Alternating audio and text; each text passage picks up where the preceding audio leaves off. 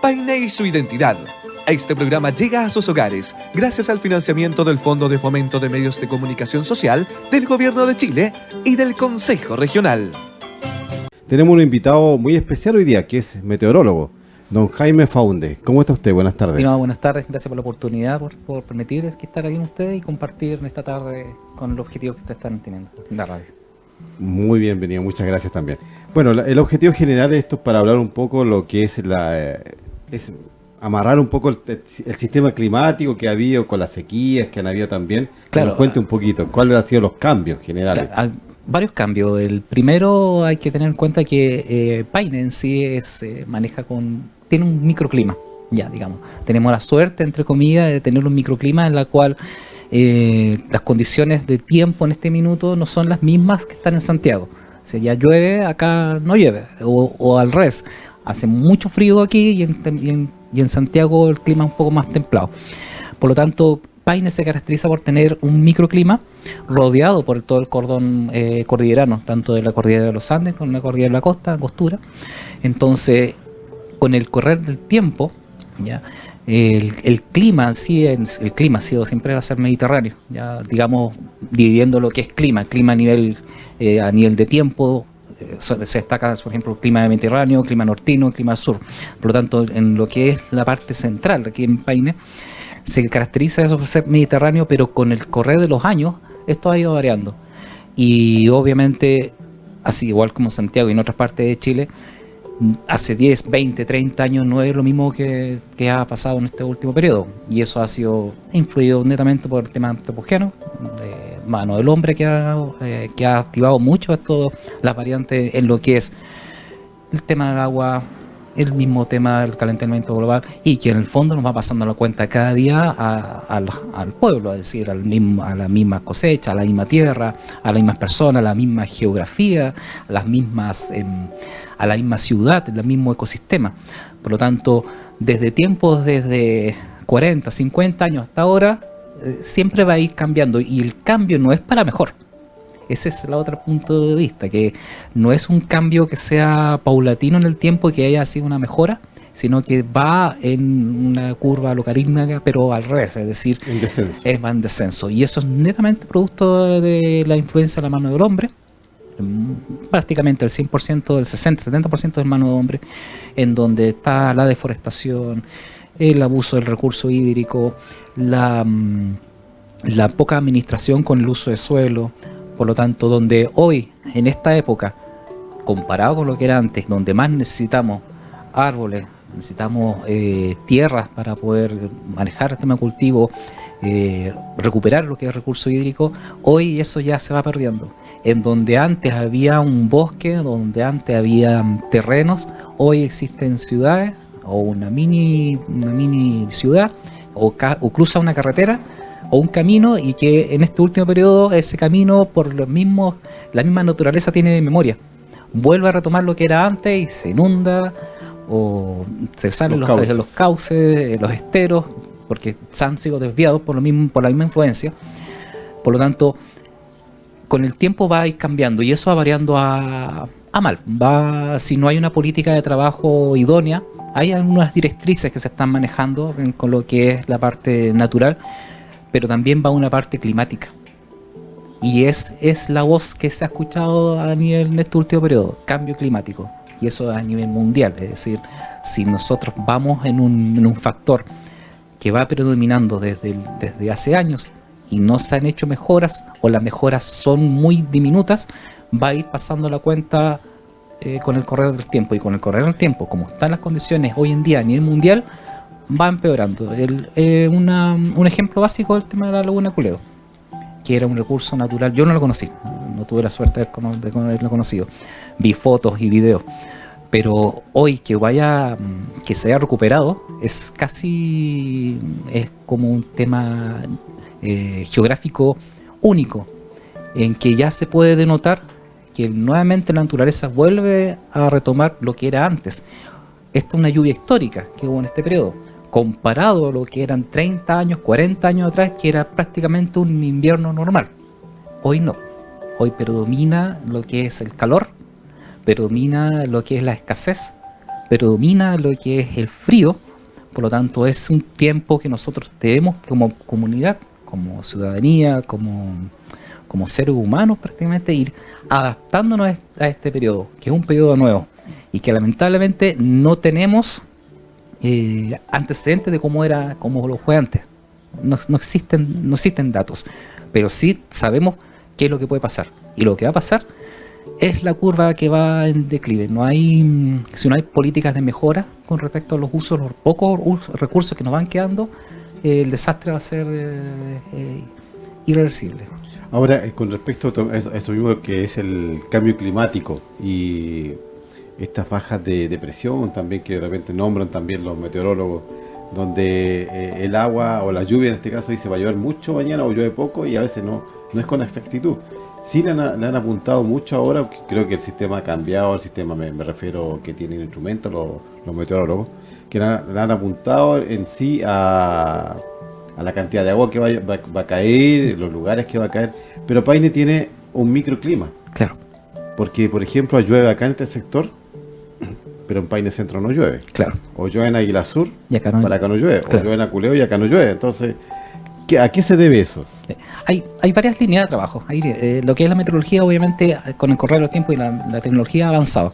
Ya ahora hay más estaciones de medición, más estaciones meteorológicas instaladas en el lugar. Por lo tanto, al tener más estaciones meteorológicas, se pueden hacer testeo o bien dicho, recolectar datos, donde mientras yo tenga más datos, más tengo para trabajar. Entonces yo puedo modelar más. Y con respecto a lo que es el apunte, como dice, de que le han achuntado que ha llovido, es que netamente pues gracias a la misma introducción de la tecnología. Es decir, ya hay modelos climatológicos que están orientados a lo que es ya a nivel de satélite, se están sacando fotografías ya más precisas de lo que es en el lugar. Por lo tanto, se tiene un concepto más exacto de 4 días de cómo se comporta el tiempo. Ahora, también es muy variable, es decir, muy dinámico. Pero el factor sí que ha predominado es las condiciones que en este minuto estamos viviendo. Porque febrero, abril, no se tenía muy claro cómo venía la incidencia del fenómeno del Niño para el área de Latinoamérica, para la latitud de nosotros. Pero sí se tenía claro que iba a ser más fuerte que los años anteriores. Hay que tener en cuenta que también estamos con una mega sequía. Entonces son varios factores que hay que ir sumando al tren, y cada vez que va sumando ese mismo arrastre va produciendo una fuerza enorme. Por lo tanto, en la medida de que todos esos conceptos se van sumando, la meteorología en sí va teniendo herramientas un poco más favorables para poder determinar si hoy día va a llover o no, con cierta exactitud. Ahora, en lo que es las áreas son también distintas. Tal como ustedes, si en la laguna llovió X cantidad y acá no, es netamente producto de la misma geografía, la parte topográfica, lo que es de Paine, la misma condición de cordillera, la misma parte del ecosistema. La intervención humana también influye demasiado. Entonces es donde nos explica, si hay una parte donde antes había terreno, donde existía una plantación o había una hectárea con ciertos árboles, hoy en día hay casas. Eso significa que esa zona en verano va a ser más calor, y producto de esa misma calor va a aumentar más la temperatura en ese mismo sector, donde no hay árboles, donde antes habían árboles, hoy no lo hay. Entonces la misma mano humana va ejerciendo este cambio. Por lo tanto, la metodología de trabajo, a lo que es meteorología en sí, va a tomar la mano con el avance de la tecnología, la predicción de tener más herramientas y la predisposición también del organismo, es decir, donde yo pueda tener la información, en los medios de información. Y gracias a Dios hoy día hay más información que hace 10 años atrás. Hay más datos, hay más dinamismo, hay más fluidez. Por lo tanto, hay un tú a tú más rápido. Y por lo tanto, el uso de la información en este minuto ha sido buena y aceptable. Hemos podido llegar a distintas partes, eso se destaca en este minuto. Claro, la importancia de todo es que ustedes han podido informar adecuadamente las condiciones climáticas que se vienen.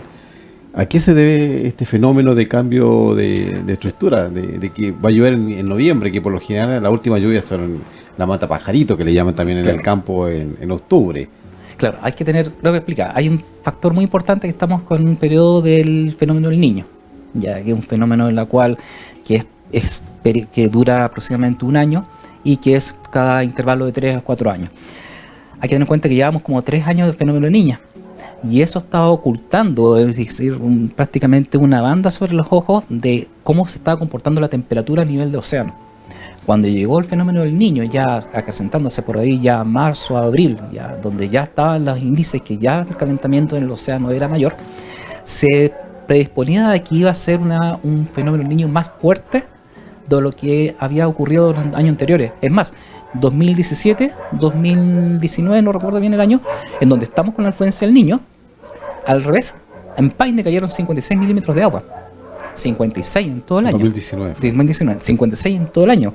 56 milímetros registró una estación en un día aquí en el Cuesta Echada. Así de variante. Entonces, el fenómeno del Niño ya no era como el que ocurrió hace 3 años atrás. Y eso es porque el calentamiento global, a nivel de océano, las proyecciones que estaban en marzo, abril, todavía no estaban muy claras. Los modelos estaban diseñados para cierta estructura, no para tener un calentamiento ya 0,6 o 0,7 grados sobre el nivel del mar. En la cuenca del Mediterráneo se estimaba que el panel gubernamental no superáramos los 1,5 grados, eso es el Acuerdo de París. En el Mediterráneo, lo que es España, Norte de África, eso se superó notablemente. Por lo tanto, imagínense el impacto que hubo en España con temperaturas sobre los 40 grados, que nos quedaba para la latitud de Latinoamérica cuando enfrentáramos nosotros el verano, porque estamos nosotros entrando recién en invierno. Sí. Entonces, ¿qué pasaba? Se llegó el fenómeno del Niño, llegó con esta intensidad fuerte y no se había presentado antes, potenciado con el calentamiento global. Ha ocurrido de que inclusive la curva de temperaturas de que está desde enero hasta diciembre iba a ser muy anormal con lo que era antes. Antes era normal ver una curva notable, lo que era enero descendiendo, y se notaba prácticamente los meses de junio, julio, cómo baja la temperatura. Yo no hace poco publiqué la temperatura de este año y prácticamente veo una línea sin diferenciar cuándo fue el invierno. Y de hecho se ha mantenido y no bajó. Eso significa que hemos tenido, este ha sido el invierno más cálido que ha habido entre los últimos periodos, los últimos 10 años inclusive. Entonces, ¿qué pasa? Todo esto se ha atrasado. Es decir, ya no podemos, en un corto plazo, las estaciones de otoño y primavera van a pasar. De hecho, ya no se notó. Desapercibida. No se nota. Uno va a mirar el año completo y va a ver 2 curvas. Verano, invierno, nada más. Entonces, la influencia del fenómeno del Niño, potenciado con el calentamiento global, ha traído las consecuencias que nosotros estamos en este minuto teniendo, de fenómenos de lluvias tardías, de cambios de temperaturas totalmente anormales, lo que es con respecto al mes de noviembre. Inclusive en julio, creo que hubieron 2 oportunidades en julio que tuvieron, julio, más de 22 grados. Entonces son cosas totalmente que se han presentado en este último periodo, y ahí enlazo la pregunta que usted me, claro, que no era como lo había ocurrido hace como 30 o 40 años atrás. Exacto. ¿Por qué? Porque la mano humana, desde el periodo preindustrial hasta la era de ahora, hemos contaminado tanta la atmósfera, el nivel de contaminación que hay ha sido tan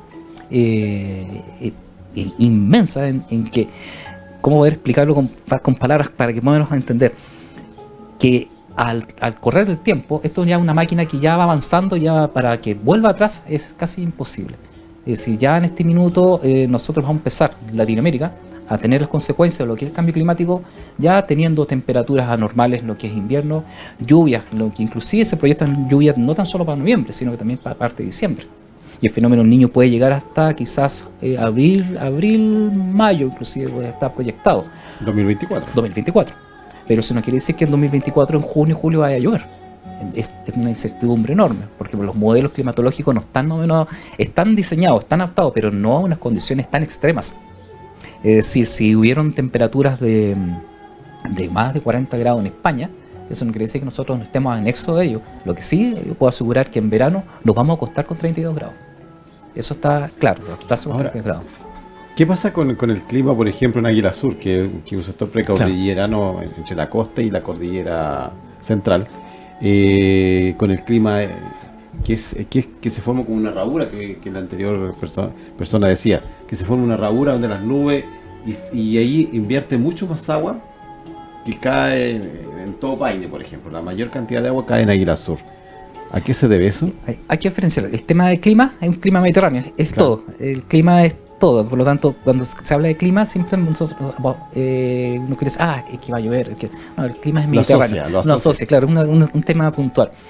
Pero el tema de Águila Sur, de todo lo que era la localidad de Vínculo, Águila Sur, Pintué, Rangue, no recuerdo, Casas Viejas, no recuerdo. Las 4 casas. Cuatro casas. Así. Todo ese sector, Abrante. como está en un sector cordillerano, ya está rodeado por la cordillera de la costa, que los altos de la Cantillana, la mayoría de las nubes que se presentan, la diferencia de potencial que hay entre la altura donde está ubicado, incluyendo la misma homogeneidad del terreno, hace que dos cosas: o llueva más o llueve menos, dependiendo del periodo de estación. Pero en este preciso, en este año, se presentó más donde llovió más, Ya. se juntó más. Inclusive hay un registro que está en una estación que estamos monitoreando, que tiene más de 730 milímetros de agua caída en este año. 700 milímetros. Es decir, con 700 milímetros caída, o sea, agua caída, es decir, cayeron más de 700 milímetros. ¿Y en qué sector eso? Aculeo, Ya. Rangue, exacto, Rangue, 700 milímetros de agua caída. Sin contar, yo hice el cálculo de la laguna, cuánta agua caída, cuántos litros de agua en un periodo, más de 33 millones de litros. Entonces hay que tener en cuenta, sin sumar lo que baja de la cordillera, que esa es una cantidad impresionante también de recursos hídricos. Entonces, todo eso, aparte que el mismo terreno, la erosión del terreno ya estaba afectado por la misma escasez hídrica. Ahora, teniendo más recursos hídricos, de la misma tierra ya va absorbiendo, ya va perdiendo su capacidad de absorción. Y en este mismo minuto ya toda la lluvia que va cayendo y que va a precipitar, ya sea este viernes o en su periodo futuro, todo ese recurso se va manteniendo, porque las tierras ya están saturadas. Cayó tanta cantidad de agua en tan corto plazo que la tierra se saturó, que sería distinto en inviernos anteriores, como eran 50 años atrás, 60 años atrás, en donde la cantidad de agua que caía era homogénea. Por lo tanto, puede estar lloviendo 3-4 días con lluvia continua y no, si bien es cierto, sí van a ocurrir inundaciones, pero no de la misma magnitud que hay en este minuto.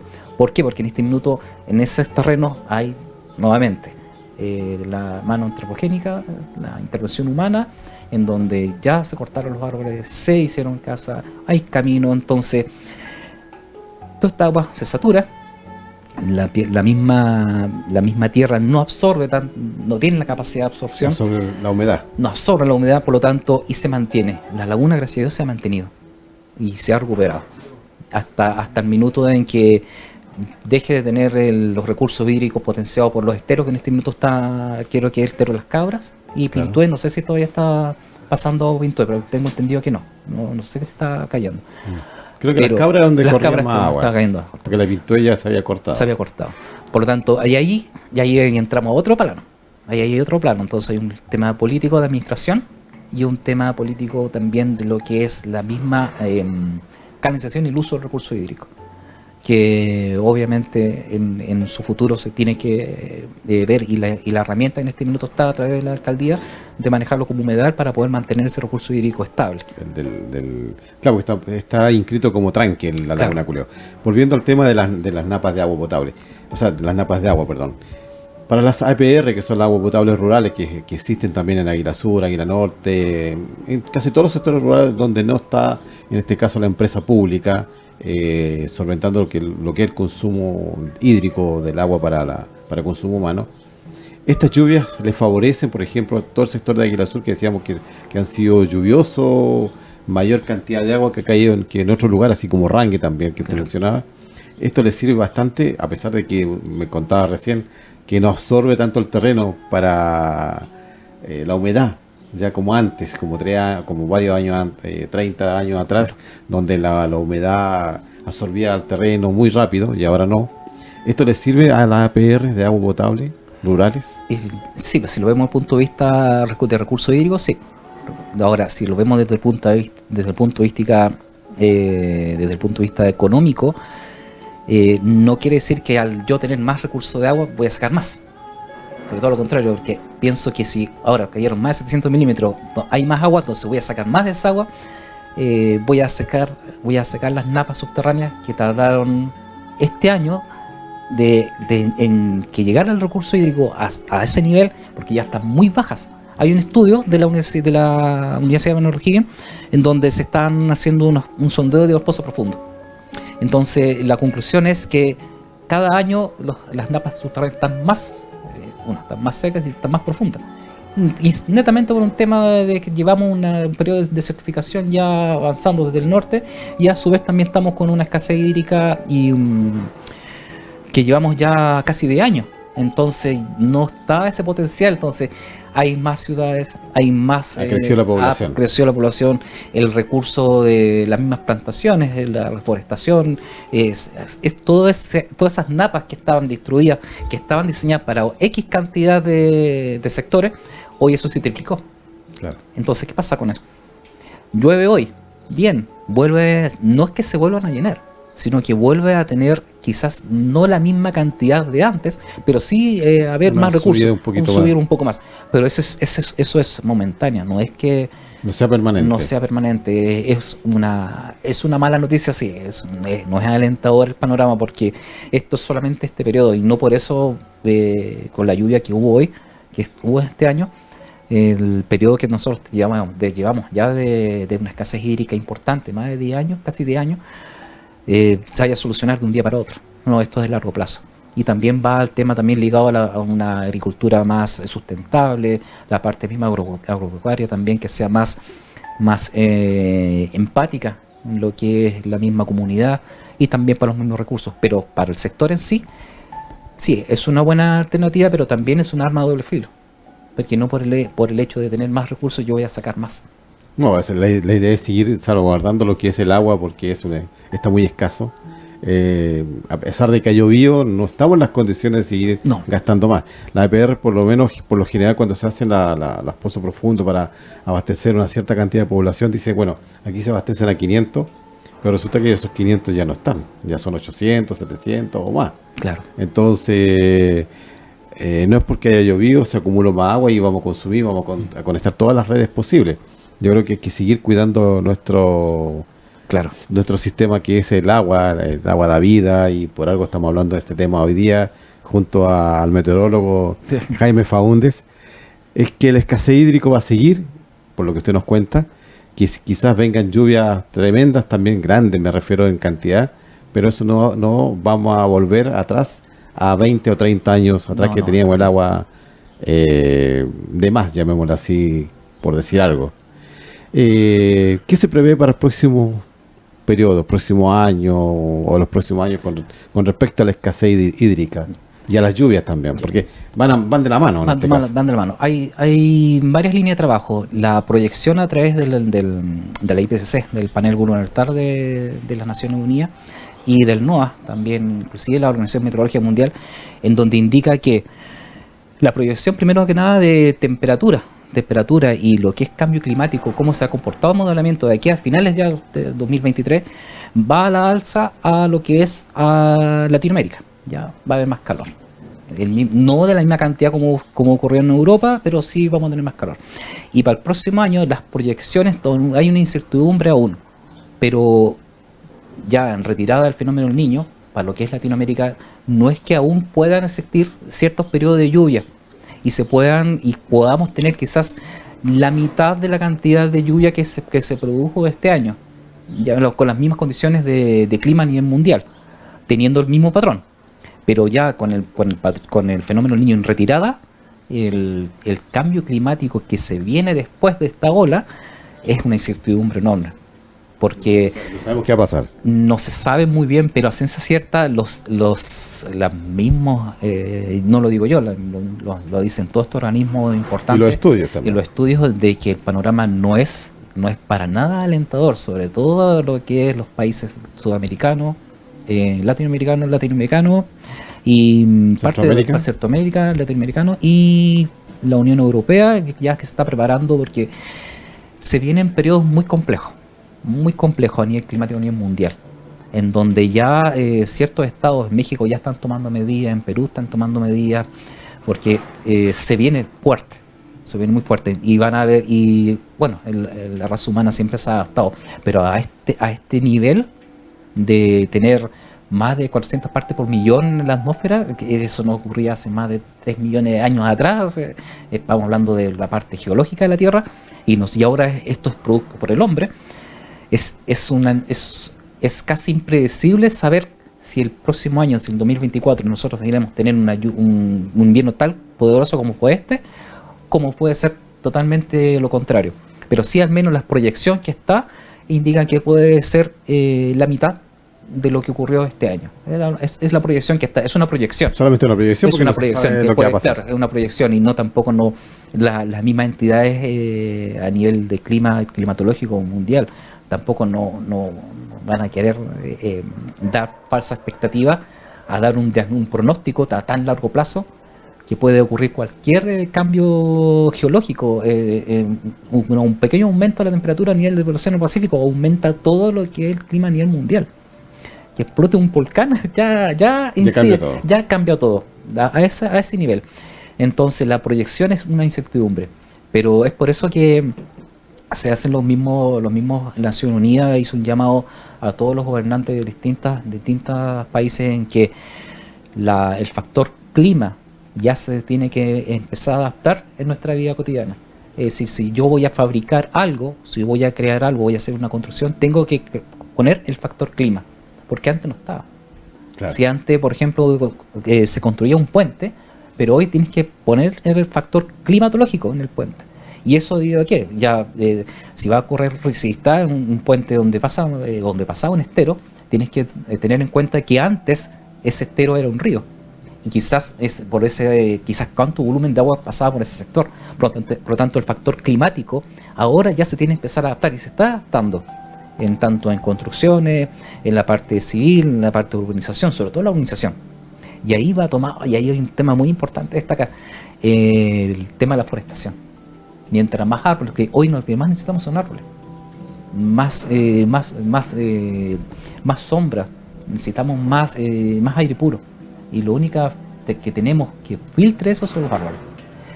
Y si nos ponemos a cortar árboles, a talar sin tener la medida de precaución, o bien por normalización o porque vamos a colocar una calle nueva, el daño es irreparable. Es irreparable. Y hay naciones en otros países que he leído y están en los mismos archivos, se puede buscar en internet, que ya los daños, sobre todo en China, es irreparable, es irreversible. Desde crear cosas artificiales y ocupando energía, que ahora lo que más hay que ahorrar energía, claro, ocupando energía, recursos que ya prácticamente no hay, para poder subsidiar algo que antes era natural.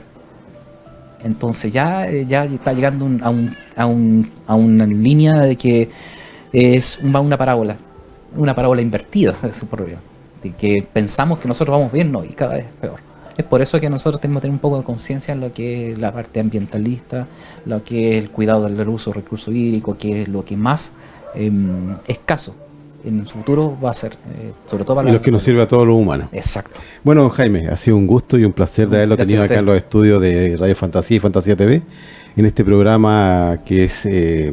quiero que se despida con algún llamado, porque yo creo que el llamado de atención a todos nos va a servir. Y que ha invitado cordialmente para otra oportunidad donde podamos playar más sobre este tema climático y el agua, por supuesto. Claro, muchas gracias. Muchas gracias a usted. Sí, muchas gracias, y creo que siempre la lección es siempre para las futuras generaciones. Es decir, los niños que vieron hoy cómo llovió o cómo se llevan los ríos llenos de recursos hídricos, sobre todo la laguna, esa generación que hoy está viendo esto, vea que antes, cuando nosotros éramos niños, era así, era normal, pero para ellos solamente lo vieron una sola vez. Y quizás, ojalá, lo puedan ver nuevamente en 5 o 6 años, pero no depende de ellos, depende de nosotros que hagamos. Lo que hagamos nosotros hoy como estación meteorológica, un aporte a la ciudadanía, y también los mismos cuidados. Mientras más cuidemos el recurso hídrico, mejor para nuestro futuro y las futuras generaciones que vengan, que van a poder apreciar lo que es lo hermoso que es Paine, y que siempre lo ha sido. Radio Fantasía presentó Paine y su identidad. Este programa llega a sus hogares gracias al financiamiento del Fondo de Fomento de Medios de Comunicación Social del Gobierno de Chile y del Consejo Regional.